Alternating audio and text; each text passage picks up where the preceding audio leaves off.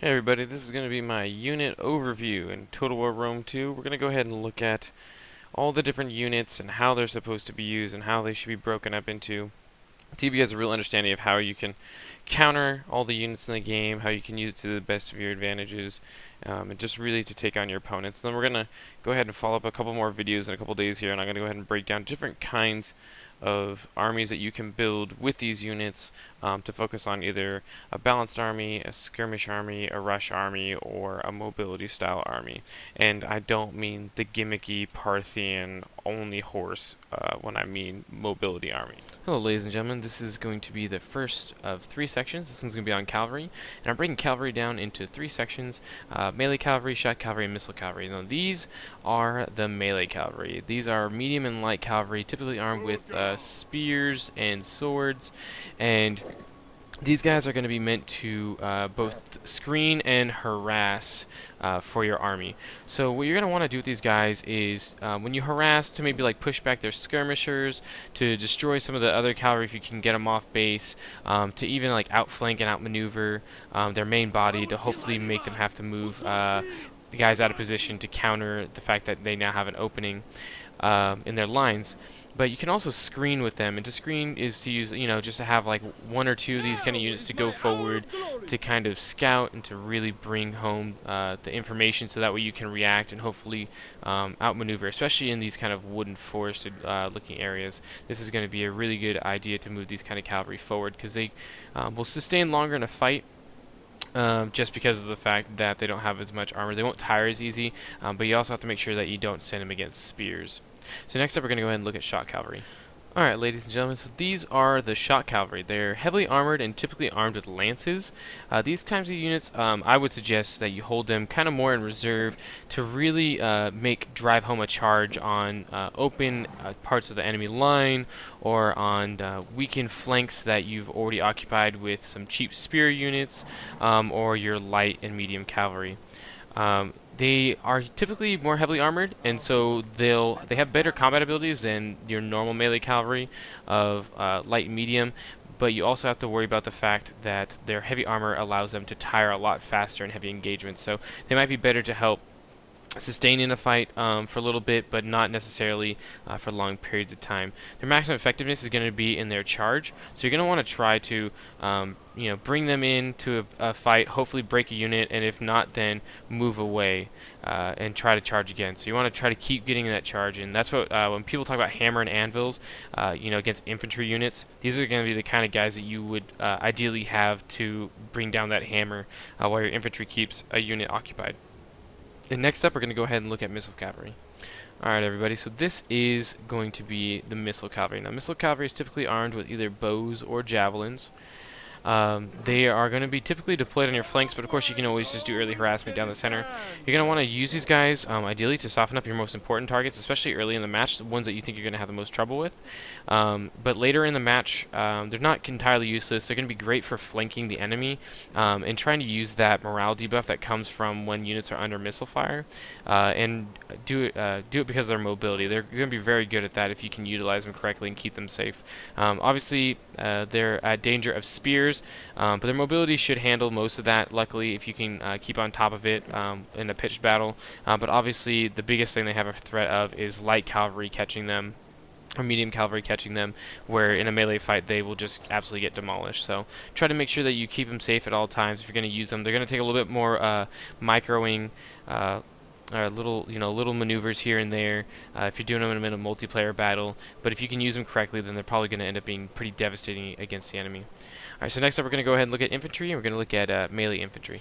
Alright, so this is going to be our melee infantry that we're looking at right now. And then these guys are going to be anyone with swords, axes, or club. I'm not speaking on spear or phalanx infantry yet.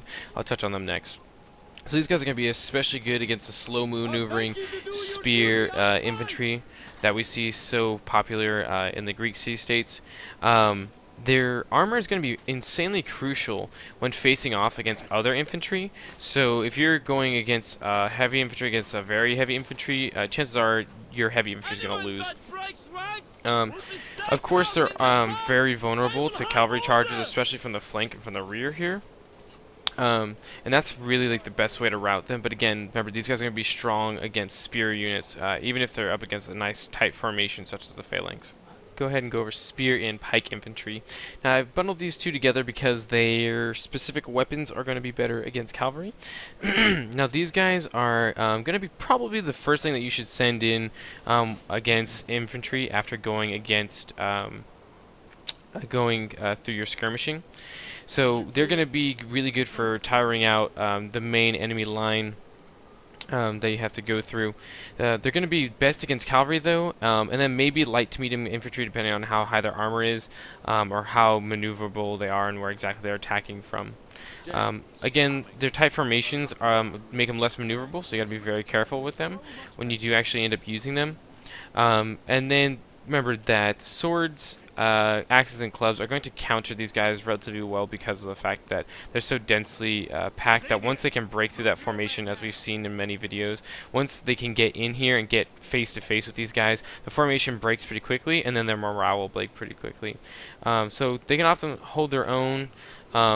Again, pretty well against cavalry, especially when they come in the front against these pike infantry, but you want to try your best to make sure their formation stays tight, it stays supported, and probably want to use these as your first line of infantry before you send in some swords. Alright, so next up we're going to go ahead and go over the different missile infantry that are available in the game. We have slingers, which I have right here, we have javelins, which I have right here, and then we have archers, which I have right here. First off, I want to go ahead and break down how they're different from each other. So slingers, they're going to be, they have a fairly fast fire rate. Usually, I think most slingers sit about 7 to 8 rounds a minute, which is not that bad. They have the longest range in the game when it comes to missile units, and they do consistent damage across light, medium, and heavy infantry because of their stones. Then we have peltas here. Peltas have the shortest range of the game when it comes to missile units. They do the heaviest damage though, so they're going to be really great against heavy infantry, but they do have a very slow fire rate and lower ammunition because of how big their ammo actually is.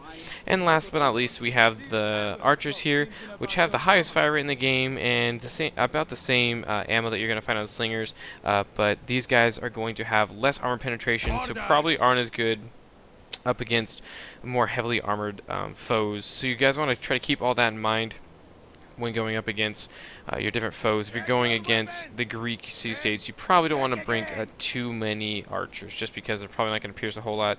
I know I prefer to bring slingers because of the fact that they have so much sustain with all their consistent damage. They have a pretty decent fire rate. They have a lot of ammo. It's important to remember these guys are going to be mainly used as skirmishers.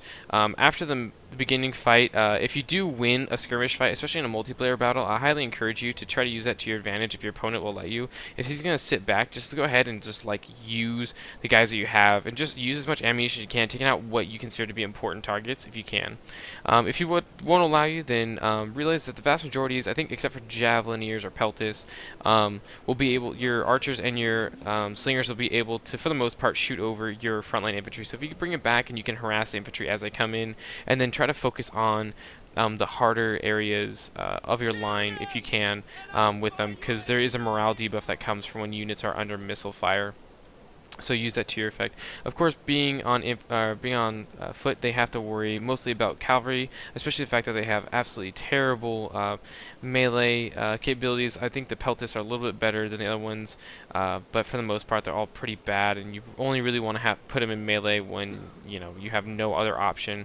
And maybe if you can get a good flank off towards the end of a battle, that might swing it in your direction. If that's all you have to do it, then go for it. But other than that, try to keep them out of a fight. So next up, I'm going to go over the category of miscellaneous, and the first up for that is chariots. Alright, so these are the chariots. So the chariots, these are heavily armored units. They're basically going to be like the tanks of the ancient world. You're going to want to use these to break up basic melee infantry lines, not spear infantry and not pike infantry. If you can, try to use them from the sides, but their weight is going to allow them to plow right through even the tightest of formations for basic melee infantry. Don't get them caught in sustained melee fights, because they will eventually go down, and don't get them caught by enemy cavalry, because that will just make it even worse. They're not effective at all against melee cavalry. Those scythes do not cut off horses' limbs. They just sit there and they don't do anything, and they get walked through. So try to focus them on infantry if you can, and again, on anything that is not spear or pike infantry. Try to keep them on flat ground, use them as shock troopers, and just try your best to micro these guys away from any sustained fight. Alright, so next up we're going to go ahead and look at elephants, and that should wrap it up. Alright, ladies and gentlemen, last but not least, we have the elephants. These are the Egyptian war elephants, and these are going to be best used against armored opponents, highly armored melee infantry opponents. Now, these are going to be great for breaking up formations for sword, axe, or club infantry. They plow right through. Now, some elephants are going to come with some skirmish abilities, but it should be considered very light compared to the devastation that they can cause by ramming themselves into enemy lines. Now, don't use them against directly, or at least in the range of skirmishers. If you're going to use them against skirmishers, try to make sure that skirmishers aren't shooting them on their way in, because they will frighten easily. Slingers are probably the easiest one to get through. Javelineers or peltists and archers are going to be a little bit more difficult to worry about. Now, you also don't want to have them attack light cavalry. Light cavalry can easily get in between those little elephant legs of theirs and stab and bring them down quite quickly. It should also be noted that dense formations, such as the spear wall or even a hoplite phalanx, can be really hard to break through. They can cause a lot of injury, but it's not going to send guys flying like you would if you send them crashing through a Roman line. So that's going to go ahead and finish up the look at the elephants. Following up this unit overview video, I'm going to be making some videos showing the different strategies you can do, different makeups. So I just want to give you guys an understanding of how all the different units are supposed to be used, and then we'll go ahead and show how to build a proper army and different ways to build those armies using these unit overviews. So alright guys, I'll see you next time.